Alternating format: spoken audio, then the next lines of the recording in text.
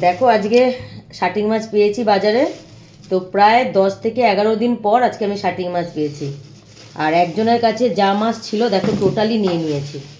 আজকে টোটাল এখানে 9 কেজি মাছ নিয়েছি। কারণ ওরা এই মাছটাই ভালো খাচ্ছে, দেখছি অন্য কোনো মাছ খেতেই চাইছে না। তো পাওয়া তো যায় না সব সময়। তো আজকে দেখো 9 কেজি মাছ। আর এই যে ওদের যে সব কানকোগুলো, এগুলো বাইরে যার যে বিড়াল টিড়াল আছে ওদেরকে দেবো।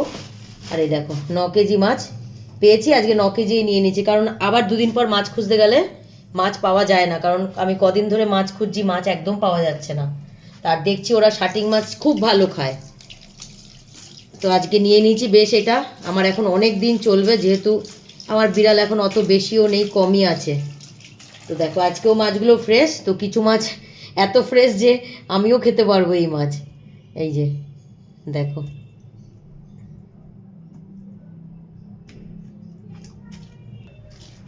তো আমি তো এটাকে শাটিং মাছ বলে চিনি। এই যে ওপরে একটা শক্ত কাটা এটার থাকে, তো আমরা শাটিং মাছ চিনি। আর মনে হয় এটা বিড়ালের, এটাই টুনা মাছ বলে। তো তোমরা ভিডিওটা কে কোথা থেকে দেখছো, আর তোমরা এই মাছটাকে কী মাছ বলো, তোমরা কমেন্ট করে বলো।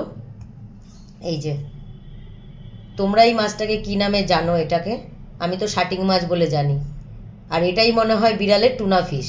কারণ এই মাছটা এমনিও মানুষ খায়, কারণ এটা আমিও খাই। এই মাছটা খুবই স্বাদ আছে এই মাছটা খেতে।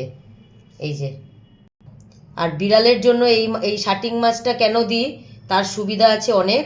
এই মাছটা, এই যে মাঝখানেই যে একটা কাটা, এই মাঝখানের এই কাটাটাই, বাদবাকি কোনো মানে কোনো দিকেই কিন্তু কাটা নেই। পুরো মাছটাই কিন্তু সলিড মাছটা বেরোয়। এই ওপরেই যে একটা চলটা কাটা, এটা কাটিয়ে নিয়ে এসছি। আর এই ভেতরেই একটা এই যে মোটা কাটা, ব্যাস।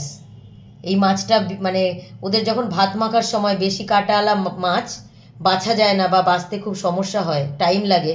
কিন্তু এই মাছগুলোর সুবিধা, ওরাও খেতে পছন্দ করে, প্লাস আমি যে ওদের ভাত মাখি, এটা আমার কাটা বেছে দিতেও সমস্যা হয়, কারণ একদমই কাটা না, মানে নায়ের মতনই কাটা এর মধ্যে আছে। একটা মাছই দেখো 700 থেকে 800 গ্রাম করে একটা মাছই তার ওজন হয়েছে। মাছগুলো খুবই বড় ছিল। মানে টোটাল 9 কেজি পেয়েছি, তো 9 কেজি নিয়ে নিয়েছি। আবার দুদিন পর শেষ হলে আবার বাজারে যাব, দেখবো আবার মাছ পাবো না।